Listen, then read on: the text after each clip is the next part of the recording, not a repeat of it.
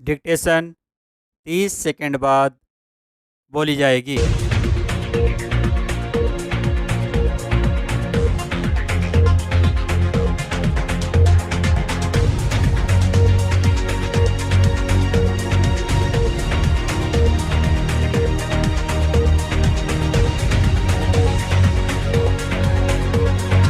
10 second.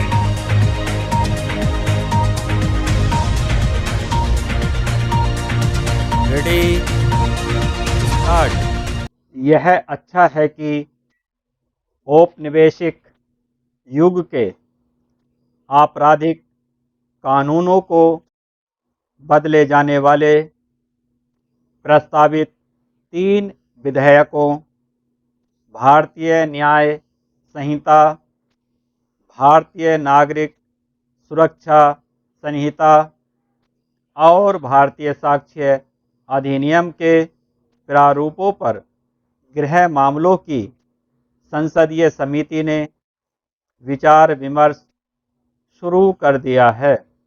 वैसे तो इन विधेयकों पर पहले भी विचार हो चुका है, लेकिन यह भी आवश्यक था कि इन पर विभिन्न दलों के सांसद भी चिंतन मनन करें ताकि आम सहमति कायम हो सके और वे आसानी से पारित होकर कानून बन सके।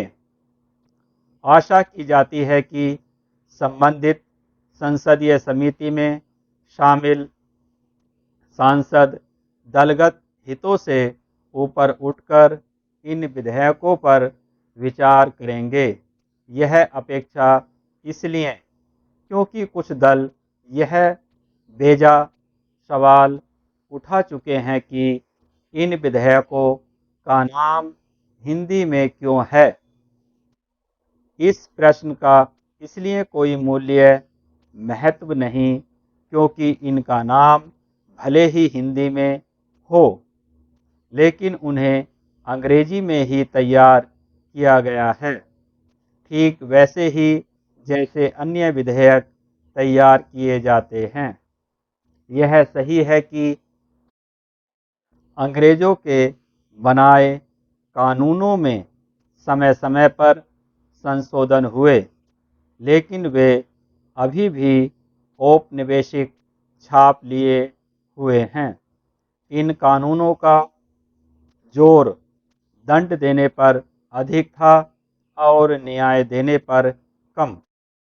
ये कानून लैंगिक समानता के अनुरूप भी नहीं हैं। कई मामलों में यह देखने में आया है कि यदि कोई अपराध पुरुष करे तो वह दंड का भागीदार होता है, लेकिन वही अपराध महिला करे तो नहीं।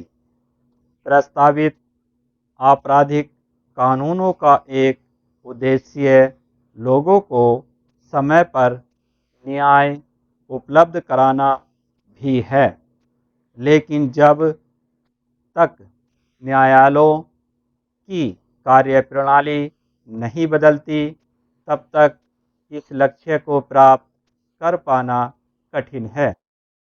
निचली अदालतों से लेकर उच्चतम न्यायालय मुकदमों के बोझ से दबे हैं। उच्च न्यायालयों के साथ उच्चतम न्यायालय में भी बड़ी संख्या में मामले लंबित हैं। सुप्रीम कोर्ट में ऐसे लंबित मामलों की संख्या 24,000 से अधिक है, जो 5 वर्ष से लंबित हैं। 10 वर्ष से लंबित मामलों की संख्या 8,000 से अधिक है। 204 मामले ऐसे हैं जो 20 वर्ष से लंबित हैं। इसका अर्थ है कि सुप्रीम कोर्ट भी समय पर न्याय नहीं दे पा रहा है। उच्च न्यायालयों में लंबित मामलों की संख्या 60 लाख से अधिक है। और निचली अदालतों में लंबित मामले 4 करोड़ के आंकड़े को पार कर गए हैं।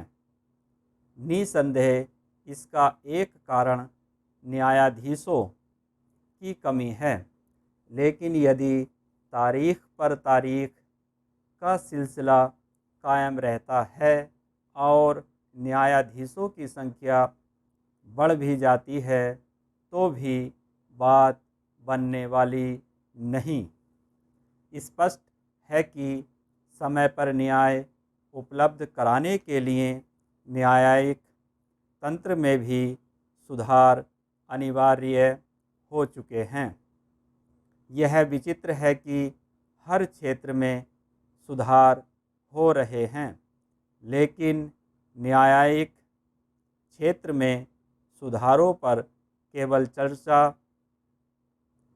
करके कर्तव्य की इतिश्री कर ली जाती है। अदालतों में लंबित करोड़ों मामले केवल लोगों को हताश निराश ही नहीं करते, वे देश की प्रगति में बाधक भी बनते हैं, क्योंकि करोड़ों लोगों के संसाधन और समय अदालतों के चक्कर लगाने में जाया होता है। इसके अलावा समय पर न्याय न मिलने से विकास के कई काम अटके पड़े रहते हैं। साफ है कि सरकार को न्यायिक क्षेत्र में भी सुधार के लिए सक्रिय होना ही होगा। उसे ऐसी ही सक्रियता पुलिस एवं प्रशासनिक सुधारों के मामले में भी दिखानी होगी। पुलिस सुधारों पर सुप्रीम कोर्ट ने जो दिशा निर्देश 2006 में दिए थे, उन पर सही तरह अमल अब तक नहीं हो पाया है। इसका कारण यह है कि कोई भी सरकार पुलिस सुधारों के लिए प्रतिबद्ध नहीं। प्रशासनिक सुधार भी अटके पड़े हैं। द्वितीय प्रशासनिक सुधार आयोग 2005 में वीरप्पा मोइली की अध्यक्षता में बनाया गया था। पता नहीं उसकी रपट किस ठंडे बस्ते में है।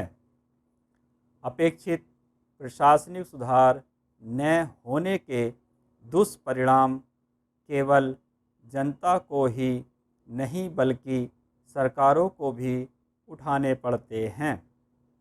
लेकिन कोई नहीं जानता कि व्यापक प्रशासनिक सुधारों से क्यों बचा जा रहा है।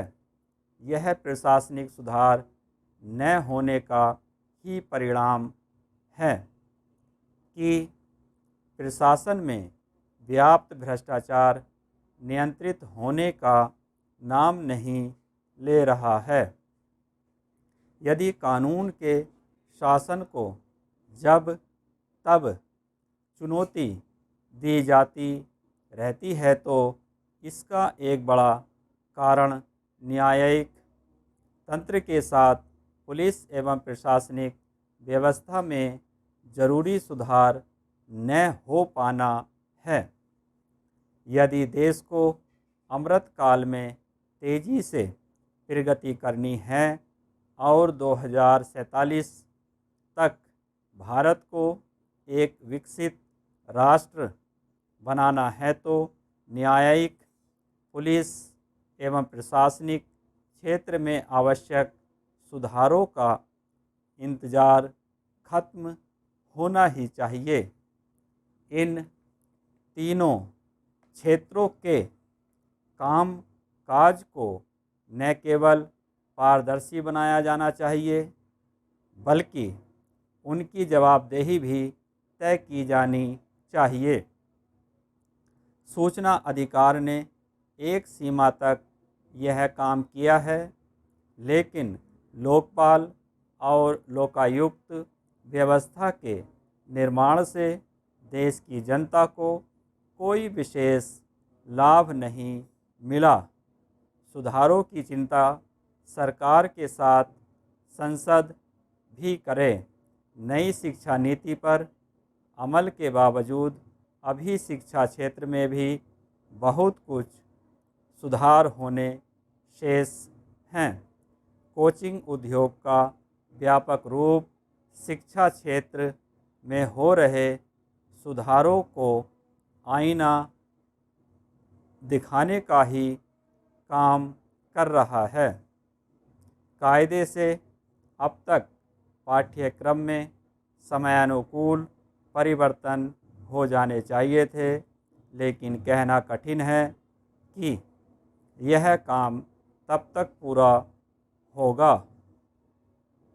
आज जब समान नागरिक संहिता और एक देश एक चुनाव की चर्चा हो रही है, तब एक देश एक पाठ्यक्रम की दिशा में क्यों नहीं बढ़ा जा सकता।